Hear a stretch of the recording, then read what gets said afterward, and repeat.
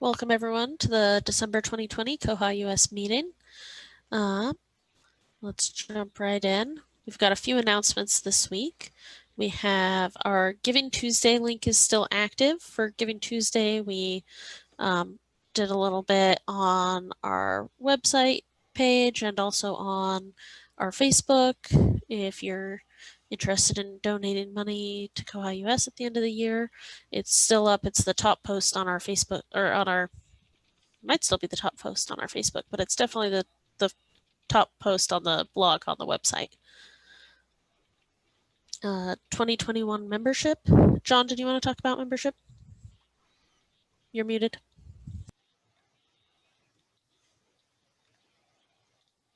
(2021) membership is now open. If you are a current member, that is to say a 2020 member, shortly after this meeting, you'll be getting an invitation to renew that will contain all of the information that we have on you as it was currently registered either when you joined in 2020 or possibly even before, because we do have a number of members that go farther back than that. You do not need to wait for that invitation. You can actually go to join koha-US on our website and you can go ahead and fill that out.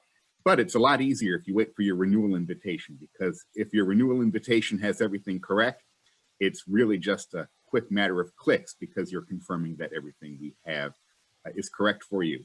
There will be one thing done a little bit differently this year for renewals. You will automatically get an invoice. But if you've paid through PayPal in particular, your invoice will say, hopefully in big letters, I'm still trying to get that worked out, paid in full. Because usually if people are paying by check, they have to request an invoice from me and then I got to go ahead and generate one. I'm just going to go ahead and generate one for everybody now. But in your Google form confirmation, there is a PayPal link. You'll get another PayPal link, or you'll find the PayPal link on that invoice if you haven't already paid. You'll also find the PayPal link in the invitation to renew. There's lots of ways to pay through PayPal because PayPal helps keep things nice and simple. New members are also welcome to join, not just renewals at this time. So if you are not currently a member of koha-US but would like to join for 2021, go ahead and visit our website and click on Become a Member. You can fill things out. And I'm glad to say that 2021 is now open officially for business. Thank you, John. Okay, our next announcement is we have our next webinar coming up, Very Basic jQuery with George Williams, and that's going to be next Tuesday at 11 Pacific / 2 Eastern. I believe, did we have a registration link for that, or is it just posted? The link is currently just posted on the calendar. Okay. We'll probably want to send that out next week ahead of time. I would recommend that anybody that's new to jQuery that wants to attend this to watch the video for the first one I did, which was very basic jQuery. That's kind of the prerequisite, is that I'm not going to cover any of those things a second time, so. Okay, thanks, George. Next up, we've got election results. So we have our newly elected board members. Barbara Johnson won the vice presidency. Yay, Barbara. And our new members take effect, new board members, it's like at the end of this meeting is when the changeover happens. And we either have meetings or will be scheduling meetings with, like, I have a meeting scheduled with Rhonda to get things transferred over, and we're also, everyone's scheduling meetings with their counterparts. So we also have Bob Benehoff is going to be our new supported member at large. Yay, Bob. So welcome both of you to the board. Lizette, can you give the vote counts? Yes. Let me open up that tab real quick.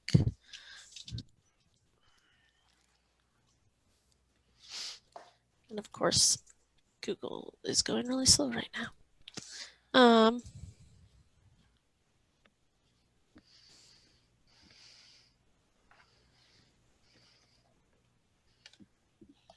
Can you retain power by refusing to adjourn the meeting? It's on my my to-do list to have a peaceful and simple transfer of power. Good.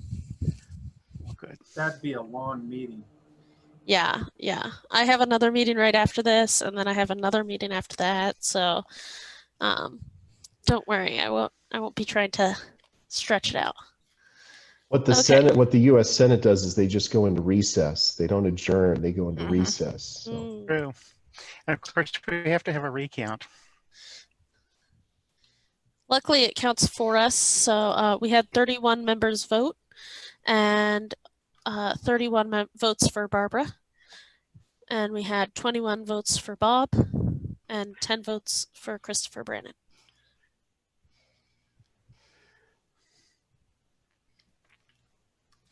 And then there were no votes for the other position because there was no nominations, but we'll be talking a little more about the financial manager position next.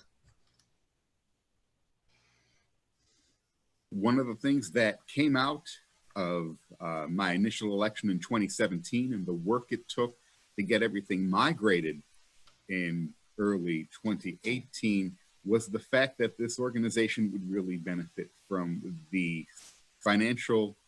overall stability of a person that was not necessarily voted continually. And that's where the concept of the financial manager position came in. It was an idea that was born out of a discussion with Christopher Brannon when he was president. And I didn't really have to act upon it until now because I was the treasurer and I was continually either up for re-election or it was year 2 of my term. Well, that is no longer true. I can no longer run for treasurer, but the goal to maintain the financial stability of the organization across multiple boards and their iterations remain as important as ever, especially given the amount of work that goes into making changes to bank accounts, to addresses, to authorize signers, as well as the requirements that we need to meet for both the Internal Revenue Service as well as the state of Kansas, which is where we are incorporated. So about 2 months ago, I came up with a draft for the financial manager position, the draft of which was revealed at last month's general meeting and is about to be sent out to 2020 membership for a vote. The highlights basically focus on the fact that unlike other board positions that can self-nominate or can allow anyone to nominate for them, the financial manager position is a board nominated position.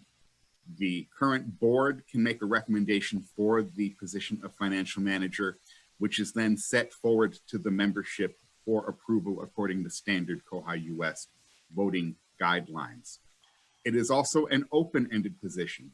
The other positions on the board do have finite terms. They are terms that reset effectively with new people taking over the helm at the end of the December general meeting, which Lizette just focused on. This is meant to be a position that can stay consistent across boards so that all of this work doesn't repeatedly have to be done. This is a voting position, which when the board is fully voting and has 100% attendance means there can no longer be a tie, which had been a concern of previous presidents. Not that this board or this organization generally does anything contentious or does a lot, but it was possible to tie. Having the financial manager serve as a voting board member brings us to a 7 votes with no abstentions means, of course, there cannot be a tie. The financial manager position is also meant to serve solely at the discretion of the board. The board can nominate, but the board, without any further discussion by the membership or with the membership, can elect to withdraw the financial manager and effectively end that position. One of the things that this position was meant to encompass was the possibility of no treasurer, which is what's exactly about to happen now. And what I figured would happen after about a year of me being in this board, because I ran unopposed in 2018 and there continued to be very little interest, if not any interest, in anybody else filling the role of treasurer. In the event that one of the financial manager or treasurer positions is vacated, the filled position will take on all of the responsibilities therein. There is a delineation of responsibilities outlined in the proposed bylaws changes. It basically boils down to the mechanics, and the day-to-day stuff is handled by the financial manager. The overarching larger scale goals of working on budgets, writing the monthly finance committee reports, and chairing the finance committee proper is to be done by the treasurer. In the event that something comes up that is not specifically handled or mentioned in the bylaws, that defaults to the treasurer's responsibility. The final thing to say with regard to this, oh my, I completely forgot what it was. Let me look at it here. Oh, if both positions are vacant, which hopefully will never happen, and even if it does happen, it should not happen for very long. In the event that both positions are vacant, the board nominates somebody from among its own remaining members to take over the functions of both positions until the time that one of them is able to be suited. For those of you that read last month's proposed changes to the bylaws, this is the only change made to them. This was based on a discussion that we had last month at the general meeting. The original proposal called for the vice president to take over all of these responsibilities. And upon consultation and discussion at last month's general meeting, we decided that that was probably not the best idea, because it's very possible that the treasurer and the vice president would be rotating off and rotating on at the same time. And this requirement would have a brand new vice president conceivably taking over all of this additional responsibility, in addition to their elected role of vice president. So this change was made and is reflected in the proposed bylaws changes. The proposal was linked to the minutes. This is really not an opportunity to talk about proposed changes. That's what last month was for, but the final version is available for you here. When voting opens for this proposal of bylaws changes, which by recollection of last week's board meeting will happen very soon, and I know we talked about last week at the board meeting, and Lizette wrote down a whole listing of dates as to when things would happen with regard to this position. Lizette will open up the voting very shortly. And if passed, the creation of the financial manager position would be immediate, and then the board can go ahead and make any recommendation it has for the filling of that financial position. If they decide to fill the financial manager position, it then goes to the current membership, which by the timeline we constructed last week would still be the 2020 membership for ratification, and the seating of the financial manager would then be immediate. So that's all I have to say about the financial manager position at this time, unless Lizette has something else to add about the mechanics of voting or opening it up. Members should have got a link last week to the link to the proposed changes, and then sometime today, hopefully right after this meeting, but depending on how my other meeting goes, it might get pushed down to this afternoon.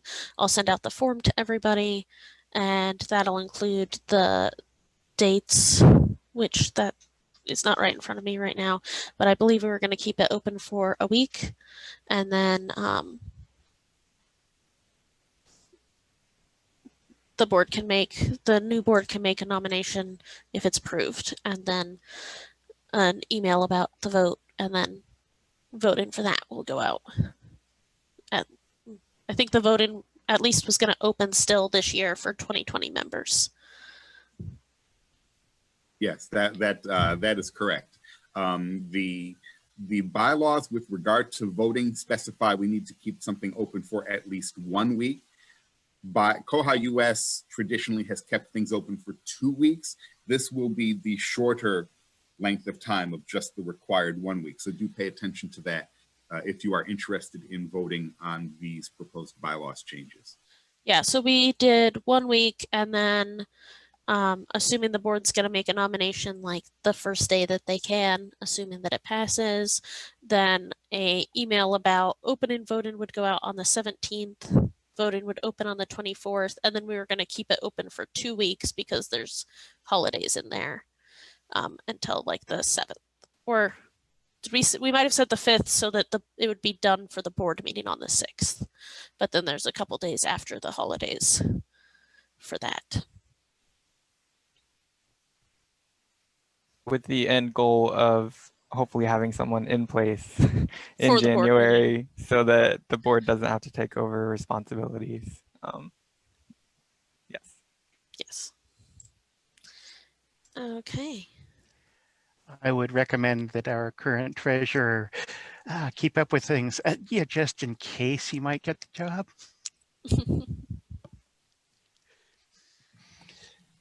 Yeah, just in case. Okay. I think Rhonda emailed that she had a meeting that was going late, so she's going to be here probably in the next like 5 minutes. So I'm going to let her talk about the development process when she gets here. But for progress on the current development, we have sent the check, I believe. Not only has the check been sent, the check was cashed. So by official bylaw comments, they will now actually begin their work. Yep. So we've signed the contracts, we've paid them, and they're getting started on the development for us. So that's our development update. There. Does anyone have any questions about the current development? Okay. I'm gonna go into committee reports. Conference committee, we're meeting for the first time in a while right after this meeting. It's hopefully going to be a pretty quick one. We're just going to talk a little bit about our Koha-thon 2021 and our fall conference in McKinney 2021 and get a new chair elected or nominated. And so if you're interested in finding out more about the conference committee, just stick around after this meeting. I think we're really hoping to have it wrapped up by 10 Pacific because we have other people who have more meetings today, and it's just going to be a bit of a quick meeting, kind of wrap up the year and to get started for next year's conference stuff. Development meeting committee, we talked about part of it, and we'll have Rhonda talk about the process when she comes. The education committee, we have our upcoming webinar with George next week. We did postpone our curbside webinar that was going to be yesterday because some of the libraries involved were closing and it wasn't good timing for them. And so I think we're going to try to reschedule that for early mid-January. And we'll let you know when we have a new date for that. Anything else, Jason, that we should share from that meeting? I mentioned, I have something really quick. I mentioned that anybody that was interested in going to the very basic jQuery should watch the video, and somebody asked privately where they could find that video. So I just posted the link to that in the chat, and Ed did a similar talk at the koha-US conference, and I posted a link there also to his recording of that same material. So great, thanks, George. And I guess the other big thing that the education committee has started talking about is how to handle mentorship for 2021. At this meeting next week, we're going to be talking about kind of a plan for new members joining that might want a mentor, and also an onboarding process for new mentees. And then I believe we talked about switching chairs there too as well. I think Heather volunteered to chair the education committee after the first of the year. So thank you, Heather. And last week, I someone on the medical librarians listserv was asking about replacement ILS. So obviously I wrote several paragraphs about koha, starting out with those of you who've been on this list for a while have heard me, hit the delete key. But anyway, this got a few responses. So maybe I can pick up some mentees, including someone in Germany. Cool. Okay. Fundraising committee, we did Giving Tuesday / still have that link open. That's pretty much all the fundraising committee did since the last meeting. John, do you want to do the finance committee report? Finance committee report as linked into the agenda. We've got a membership count of 83, and that is actually the final the final membership count for the year. That's a good number to have. We didn't quite make 90, but then again, we didn't have our in-person conference that generally contributes a number of half-year memberships. So despite not meeting our membership goal, we still did very well membership-wise. Not a whole lot of activity.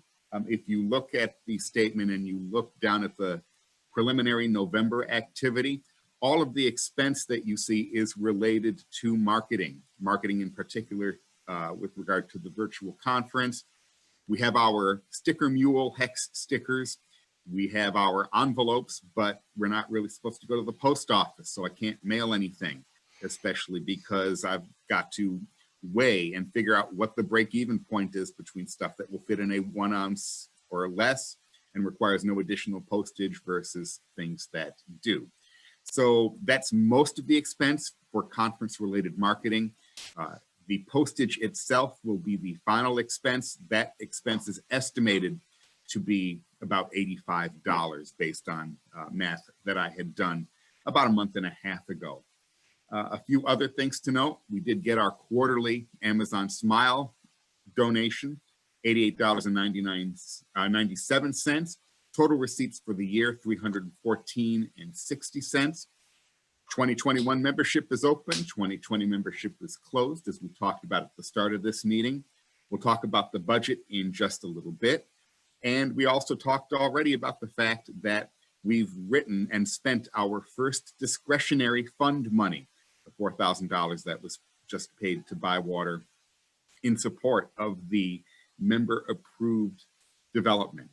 Remaining discretionary funds balance based upon money that was calculated to be available at the end of the last membership year.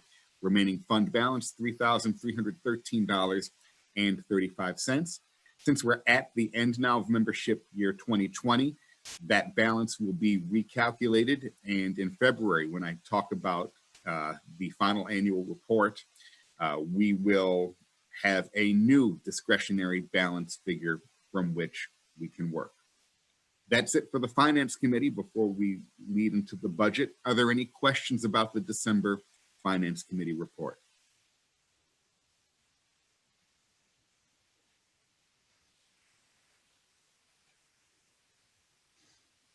Okay, no questions about the Finance Committee report. Let's go then and talk about the upcoming membership year budget. Those of you that have been following koha-US budgets will realize that this budget is significantly smaller, 35% smaller. In fact, with an estimated income and expense for the upcoming membership year of $4,725, a decrease of about 35%.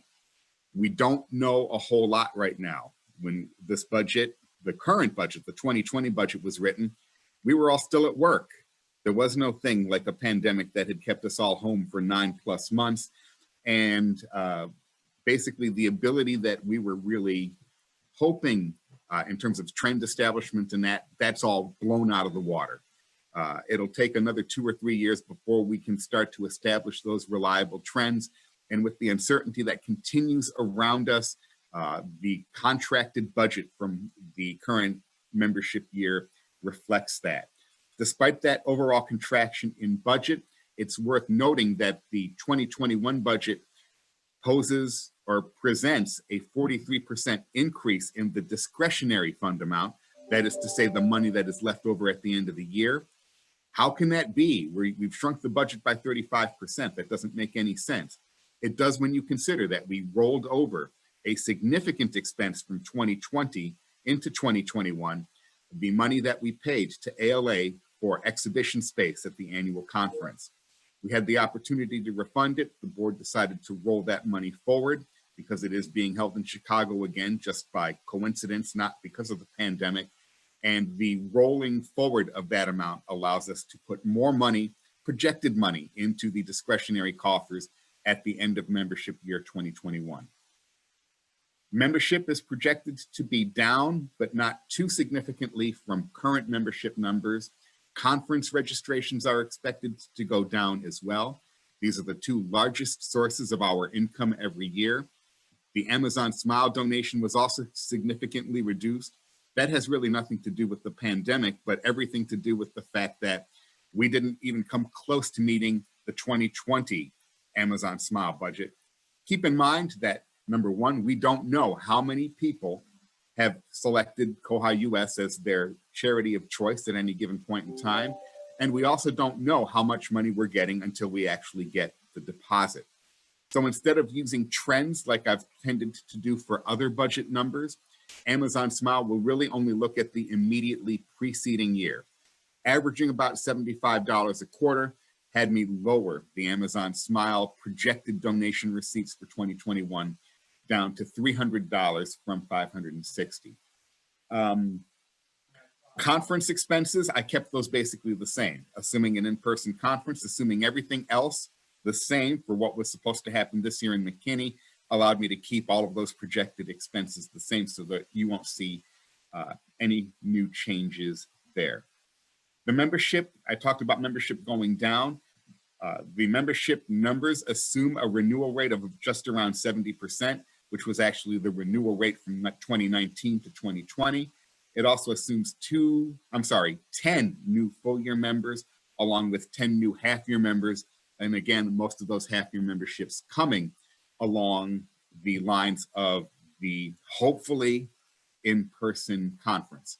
Membership rates are actually set by the bylaws. We can't just change them. And so they will remain $25 for a full year. That is to say the full calendar year. July 1st, that rate goes down in half to $12.50. And again, that's a bylaw set rate that would require a vote by the membership. That's really it in terms of any comments that I have with regard to the budget. I'm curious if anybody has any questions regarding it before we go ahead and put it up for the board's vote.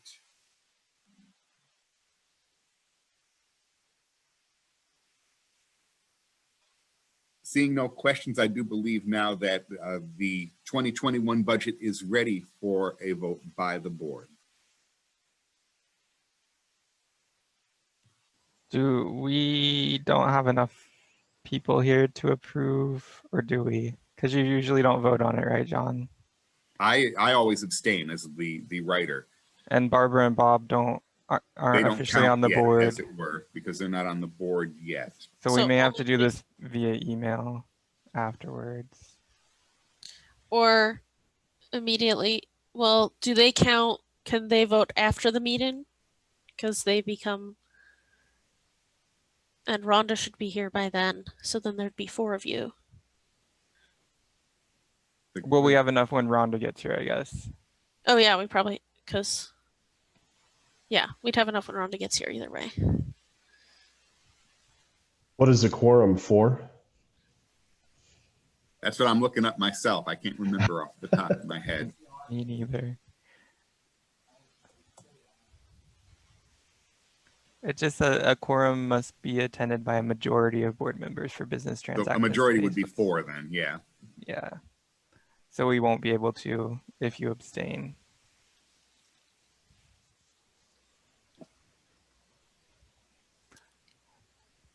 But we will hold a vote soon. My connection looks like it's cutting out, so I'm gonna mute myself now.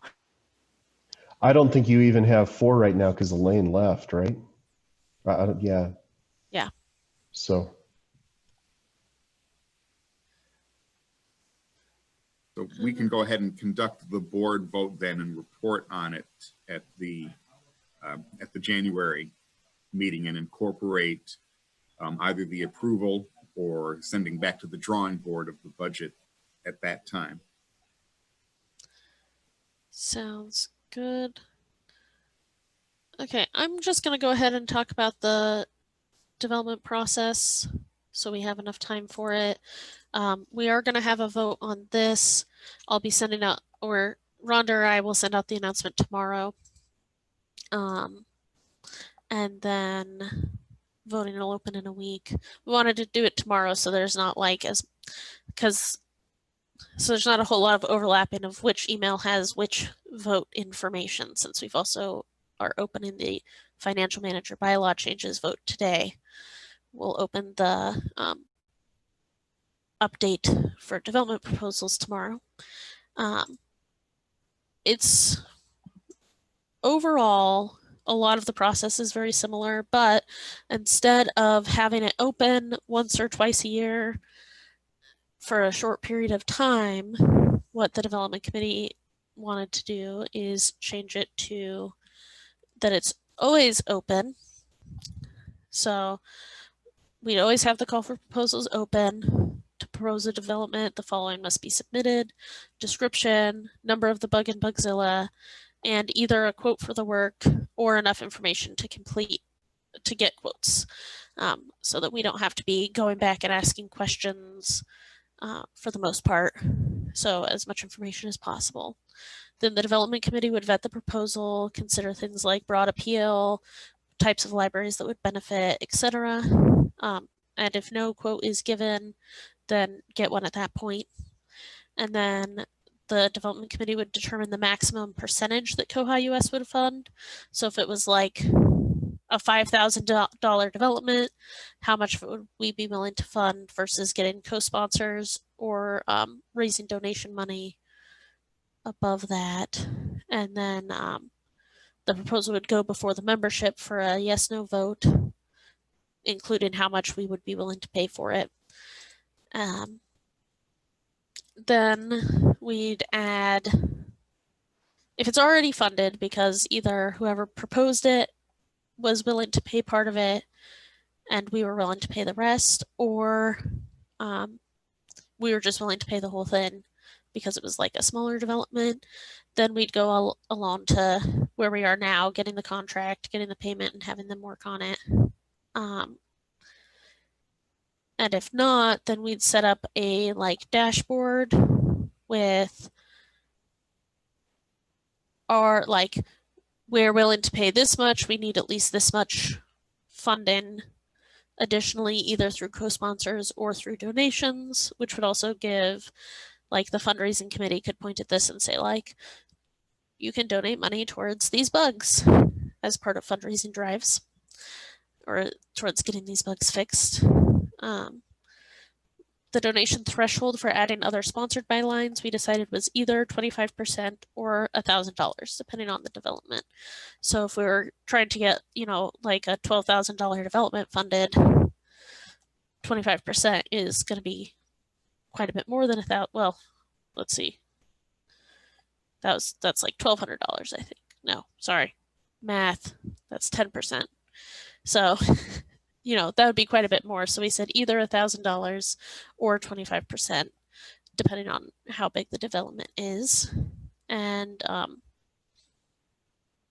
for donations less than 25% or $1,000, depending on the development, we'd invoice the pledging libraries when the contract was signed, so that they, instead of having like, if there were a lot of small libraries that had pledged, we would be able to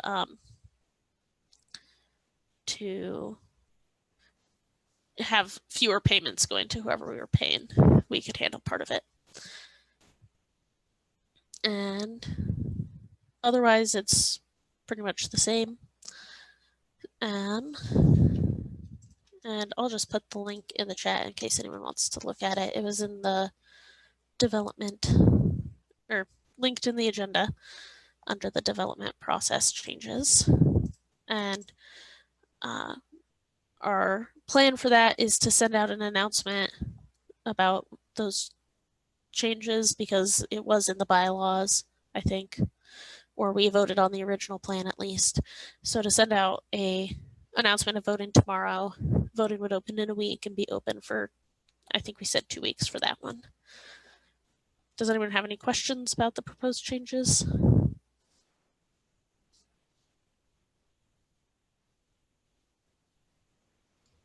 Could you run through that percentage math again? No, I'm just kidding. Oh, thanks, George. I'm glad you're just kidding because percentage math is not my strong suit there. I can do like Divide it in 10% half really easily. twice. Oh yeah. So $3,000. That's a much easier way to do it.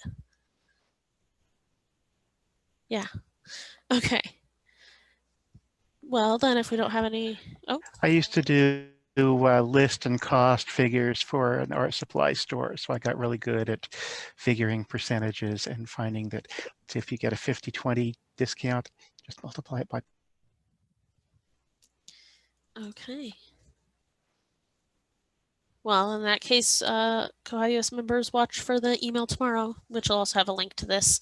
So if you look over it and have more questions, you can let us know with that. Hello, Nate.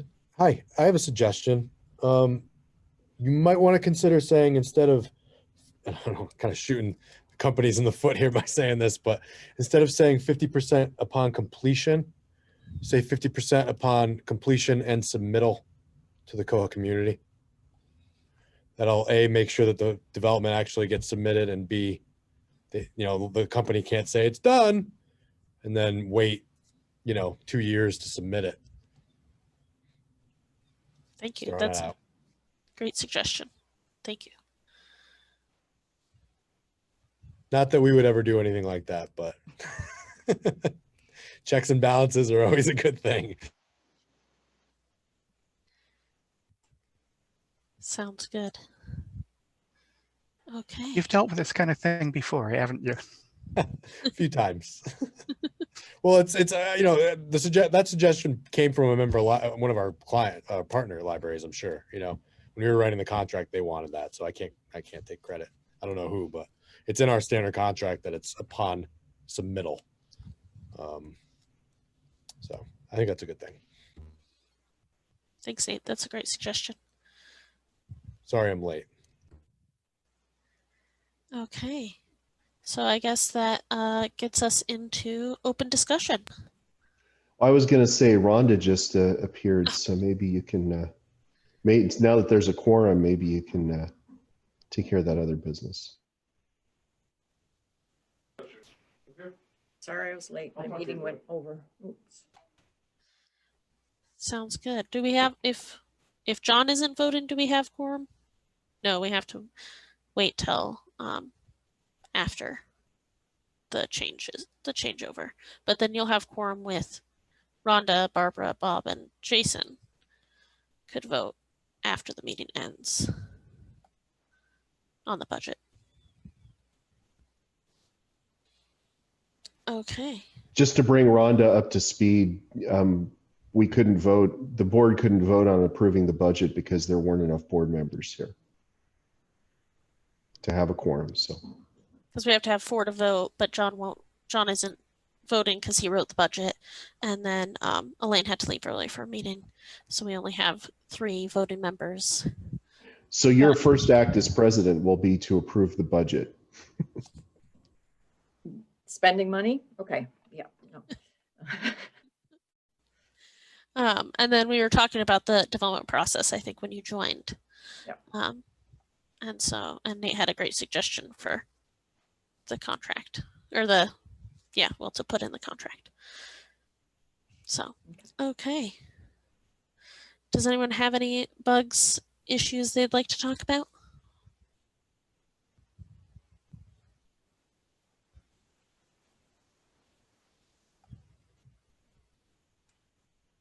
Well, before the meeting started, I showed the jQuery that I wrote to solve the problem that Barbara had. Barbara submitted a bug though, and if she has the bug number, maybe she could share that about adding the koha version someplace more visible in the about section.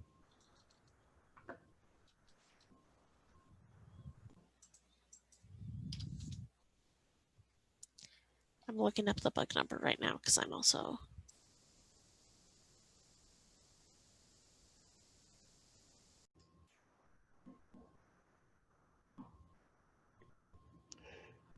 Essentially, I don't have the bug number, but essentially the issue was, it'd be nice if there was an easier way to see which version you're on, other than having to go to the about and then click down into that to find the version number. So I put it in the chat. It's 27097.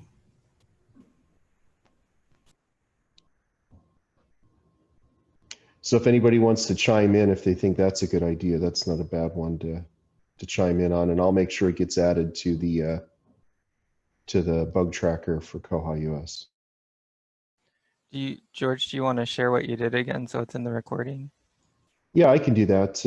Hold on just a second. I've been having spotty internet connection issues, so I've been trying to keep my camera off. But let me find. I got to log back into Koha. All right. There we go. So can everybody see my screen? Yep. So all I did is I wrote a report that gets the version number out of the database because it's stored as a system preference. And then I used some jQuery to take the data from that report and put it on the home page right here. And so I did this last night.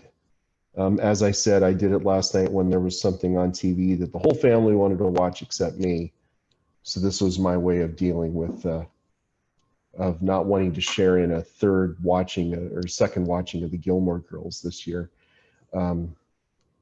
So I will write it up and put it out there. But essentially, what you need is a report that gets the version number out of the database. It's in the system preferences. It's I think the variable is just called version. But there's a report that gets that, and then you need to use the JSON link to get that data out of the report. And then you use some jQuery to take the JSON data and put it up there next to the breadcrumbs. And I just had it so that it's only on the main page in Koha. It's only on the home page. It's not on any of the other pages. The other thought with that bug was it would be nice if when the monthly updates are added to our systems, if there was a timestamp so you would know when it happened.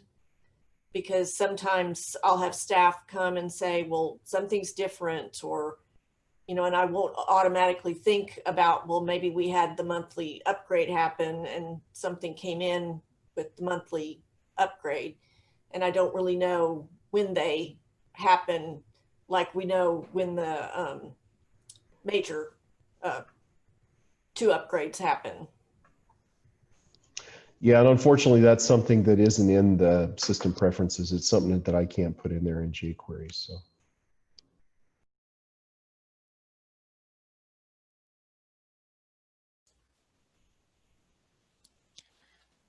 My plan for George's jQuery, if I can make it work, is to use his jQuery, but then hard code whatever the current thing is and say if that doesn't equal whatever version we're currently on, then like highlight it in red so it's really obvious that it's been updated.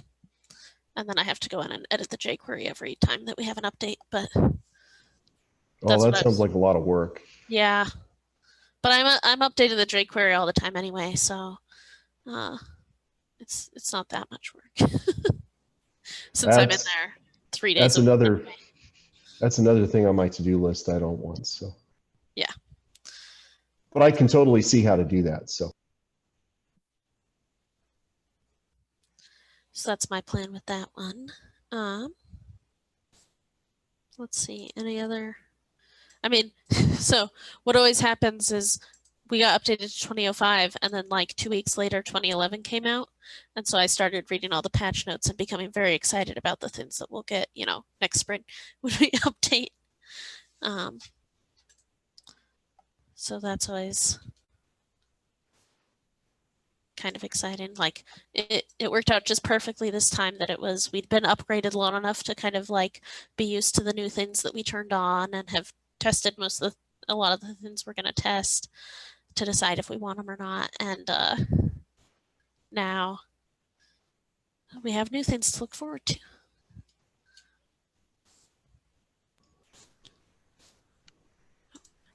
So if nobody else is going to bring up some bugs, maybe you can tell us what are the things you're looking forward to. Okay, let's open that.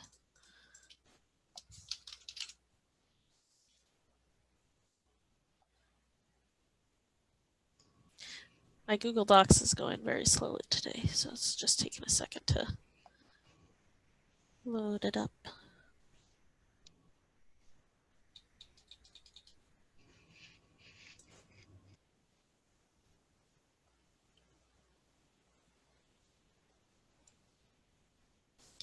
While we're waiting, I know my staff was very excited about the update to purchase suggestions where we can limit purchase suggestions by rolling amounts of time.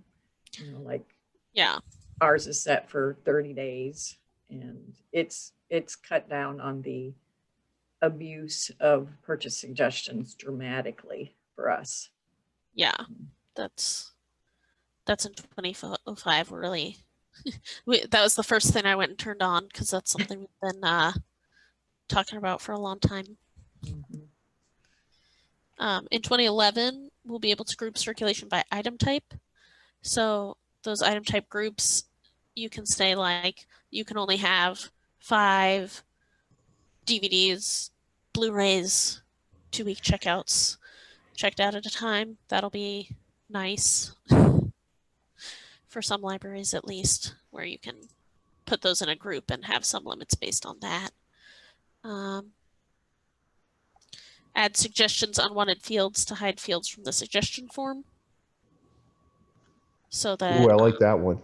Yeah, we'll be able to take a bunch of jQuery out.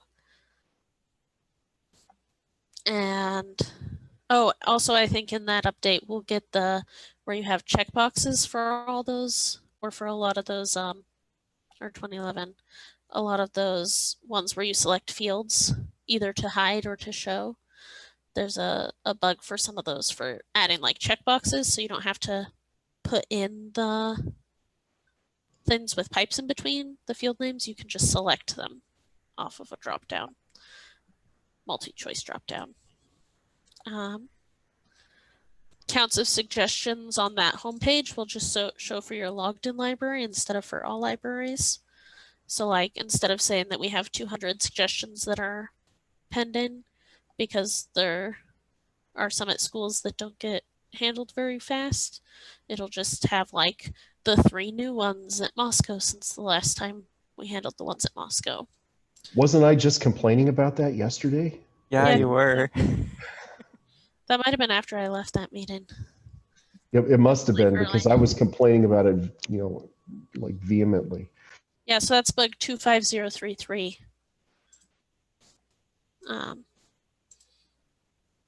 Let's see. Yeah, after you left, I asked for complaints and George was all over that. So.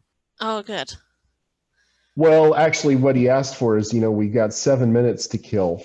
So yeah, I killed him good.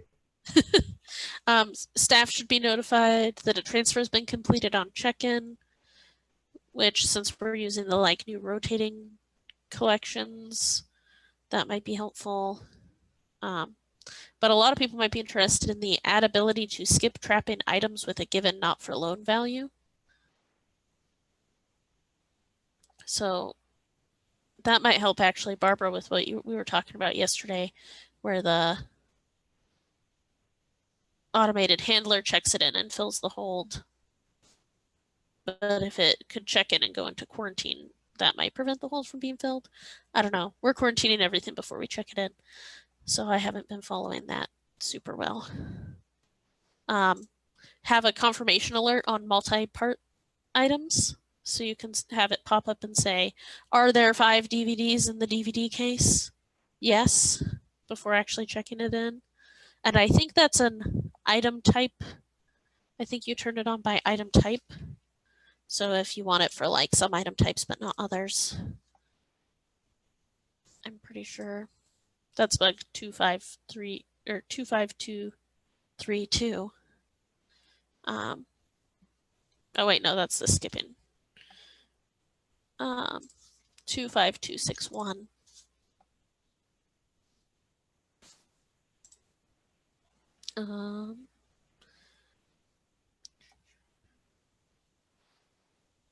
Oh, being able to put the quote of the day function on just the staff interface, because we don't have it turned on at all, but I think it's something we might turn on if we could just turn it on for the staff side, because it's kind of a fun thing. Notice subjects will support template toolkit, so if you want to put a template toolkit field into the subject of a email, you can do that. Which also I think it supports other logic too. So if you wanted to have it say, you have an overdue item, if there's a count of only 1 overdue items, you know, have it be plural or singular. Oh, except you'll get the digest if it's plural anyway. So that was just my quick example. Hold history for patrons in the OPAC. So if they come and say, I think I had this on hold, it'll be on their side. And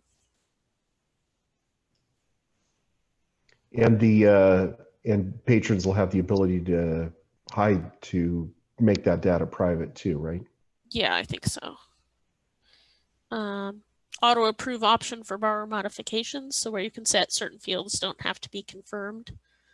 Like if you wanted to just let people like update their email address without it getting confirmed by a staff member, you could do that. So like we pretty much let people do their phone number and email if they want to. So we could like turn that off where it just automatically does it.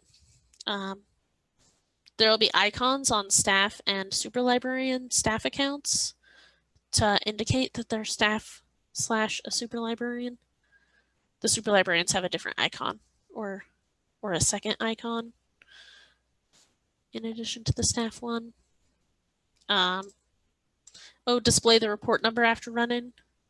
So you don't have to look in the URL. It'll show in the breadcrumbs and on the page.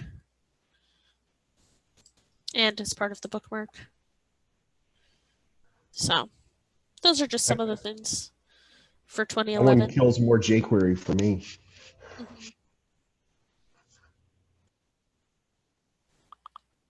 And that was just, I usually go through the release notes a couple times because there's a lot and I usually miss something interesting the first time.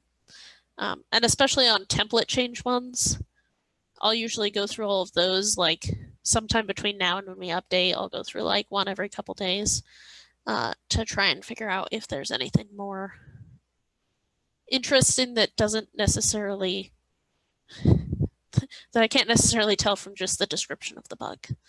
So, okay, so it's 9:29 here. 9:30, it just became 9:30 here as I said that. So I think we're gonna end this meeting and our new board will take over and can vote on the budget. Thank you, Madam Chair, for the Madam President, for your distinguished service. Thanks, Fred. Great year, Lizette. Yes, great job, Lizette. Thank you. Okay.